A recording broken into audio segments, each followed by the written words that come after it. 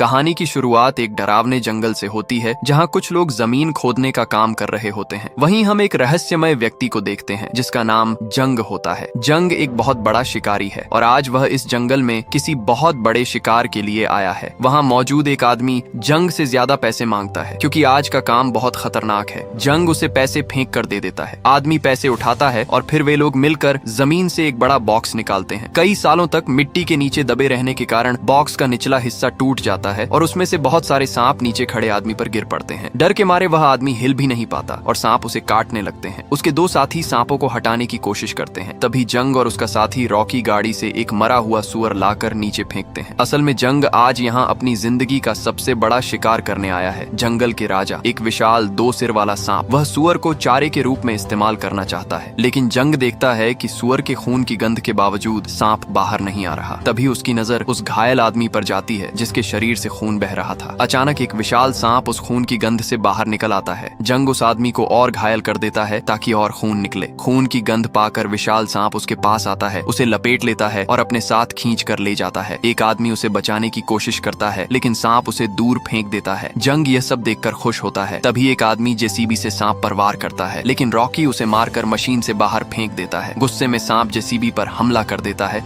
और उसे कसकर जकड़ लेता है। फिर वह रॉकी पर भी हमला करता है। उधर घायल आदमी रेंगते हुए भागने की कोशिश करता है लेकिन जंग उसके सामने आकर उसे मार देता है। फिर जंग सांप से लड़ता है और अंत में उसके सिर पर वार करके उसे बेहोश कर देता है। वे उसे गाड़ी में भरकर अपने कारखाने ले जाने का फैसला करते हैं बिना यह जाने कि वे कितनी बड़ी गलती कर रहे हैं। इसके बाद कहानी के मुख्य किरदार जिया और उसकी छोटी बेटी जियाओ को दिखाया जाता है। जिया के पति की एक दुर्घटना में मौत हो चुकी है, इसलिए वह अपनी बेटी को अकेले पाल रही है। वह अपनी बेटी से बहुत प्यार करती है। जियाओ को स्कूल भेजकर जिया अपने कारखाने में काम करने जाती है जहाँ वह सुपरवाइजर है। उसी रात कारखाने में एक पार्टी होती है। पार्टी में मैनेजर एक खूबसूरत लड़की जिनहुआ को लेकर आता है और उसकी प्रमोशन की घोषणा करता है। सब उसे बधाई देते हैं और फिर मूवी देखने लगते हैं। इसी बीच मैनेजर और जिनहुआ एक कमरे में चले जाते हैं। दूसरी तरफ बाथरूम में कुछ लोग नहा रहे होते हैं और कुछ मसाज ले रहे होते हैं। तभी धीरे धीरे वहाँ बहुत सारे सांप आ जाते हैं। एक आदमी छुपकर लड़कियों को देख रहा होता है। तभी एक सांप उसकी आंख में काट लेता है। एक लड़की के शरीर पर सांप चढ़ जाता है लेकिन वह उसे मसाज समझकर खुश होती है। जल्द ही पूरा इलाका छोटे छोटे सांपों से भर जाता है। जब एक लड़की पानी लेने जाती है तो वहाँ भी सांप देखती है और सब घबराकर भागने लगते हैं। उनकी चीख सुनकर जिया वहाँ पहुँचती है और हालात देखकर अपनी बेटी को लेकर भागने लगती है। रास्ते में वे देखते हैं कि एक आदमी को सांप बीच से चीर देता है। भागते हुए जिया एक अलमारी में छुप जाती है लेकिन वहाँ भी सांप आ जाता है। वह हैंगर से उसे हटाती है और बेटी को लेकर ऊपर चढ़ जाती है। फिर अलमारी गिराकर रास्ता बनाती है। तभी एक विशाल एनाकोंडा वहाँ आता है और जिया पर हमला करता है। जिया एक मॉप से उस पर वार करती है लेकिन वह गिर जाती है। सांप उसकी बेटी की तरफ बढ़ता है। जिया देखती है कि सांप पंखे में उलझा है तो वह पंखा चालू कर देती है। सांप घूमने लगता है और वह अपनी बेटी को लेकर भाग जाती है। इसी दौरान जंग सीसीटीवी में देखता है कि वही 2 सिर वाला सांप भी वहाँ पहुँच चुका है। दूसरी तरफ पार्टी में लोग मूवी देख रहे होते हैं। अचानक स्क्रीन हिलती है और एक आदमी गिरकर तड़पने लगता है। तभी एक विशाल सांप उसे जिंदा निगल जाता है। सब डर कर भागने लगते हैं लेकिन एक शराबी वहीं बैठा रहता है और हंसता है। सांप उसे भी जिंदा खा जाता है। धीरे धीरे कई बड़े जब जिनहुआ आंख खोलती है तो देखती है कि उसके शरीर पर सांप चढ़ रहे हैं। वह किसी तरह बचकर बाहर आती है जहाँ चारों तरफ अफरा तफरी मची होती है। एक सांप उस पर हमला करने आता है लेकिन वह बच निकलती है। दूसरी ओर मैनेजर अपनी जान बचाने के लिए एक लड़की को सांप के सामने धक्का दे देता है। सांप उसे खा जाता है। भागते भागते मैनेजर को एक सांप मारता है और वह बेहोश होकर गिर जाता है। उधर 2 लोगों पर सांपों का राजा हमला कर देता है। उनमें से एक को वह लपेटकर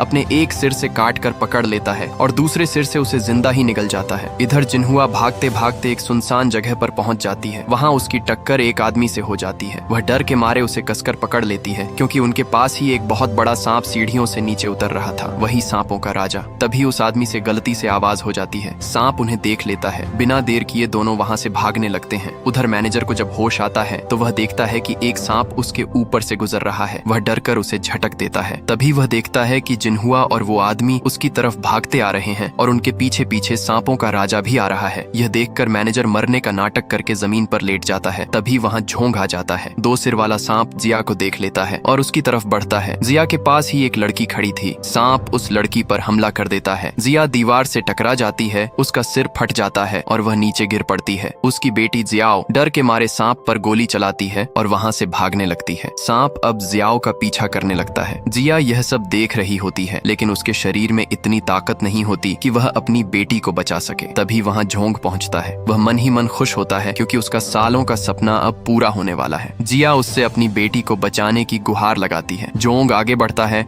और जिया बेहोश हो जाती है। उधर जियाओ लगातार सांप से बचकर भाग रही होती है। सांप उसके बहुत करीब पहुंच जाता है। जैसे ही वह हमला करने जाता है, जियाओ छलांग लगाकर एक तरफ हट जाती है। सीन बदलता है। जिया को होश आता है। होश में आते ही वह सबसे अपनी बेटी के बारे में पूछने लगती है, लेकिन किसी को कुछ पता नहीं होता। तभी एक लड़का आता है और कहता है, मैंने तुम्हारी बेटी को फैक्ट्री के अंदर जाते देखा था, लेकिन मुझे नहीं पता वो अभी जिंदा है या नहीं। जिया फैक्ट्री के अंदर जाना चाहती है, लेकिन वह लड़का उसे रोकता है और कहता है, वहां जाना मतलब मौत को बुलावा देना है। फिर वे दोनों सीसीटीवी रूम में जाते हैं, जहां जोंग पहले से मौजूद होता है। कैमरे में जिया देखती है कि सांप उसकी बेटी का पीछा कर रहा है। फिर वह नजर से ओझल हो जाती है। जिया घबरा जाती है और कहती है, मेरी बेटी अभी जिंदा है, और वह फैक्ट्री जाने की जिद करती है। तभी जोंग कहता है, मैं इस 2 सिर वाले सांप को 10 साल से जानता हूँ। जब हमने यह फैक्ट्री शुरू की थी तब से इसे मुझसे बेहतर कोई नहीं जानता। वहाँ जाना मौत को बुलाना है, लेकिन मैं तुम्हारी मदद करूंगा। तभी वहाँ बाकी लोग भी आ जाते हैं जो सांप से बच कर आए थे। जोंग सबको लालच देता है, अगर हम इस सांप के राजा को पकड़ लें और एक्सपोर्ट कर दें तो तुम सबको बहुत पैसा मिलेगा। सब उसकी बात मान लेते हैं और उसके साथ फैक्ट्री की तरफ बढ़ते हैं। रास्ते में उन्हें कई लोगों की लाशें पड़ी मिलती हैं। फिर वे फैक्ट्री के अंदर पहुंच जाते हैं। अचानक जिया को आवाज सुनाई देती है और वह उधर जाती है। वहाँ उन्हें एक आदमी मिलता है जो डर के मारे छिपा हुआ था, लेकिन उसकी बेटी वहाँ नहीं होती। तभी अचानक एक विशाल सांप आता है और उस आदमी को लपेट कर अपने साथ ले जाता है। सब लोग डर से कांपने लगते हैं।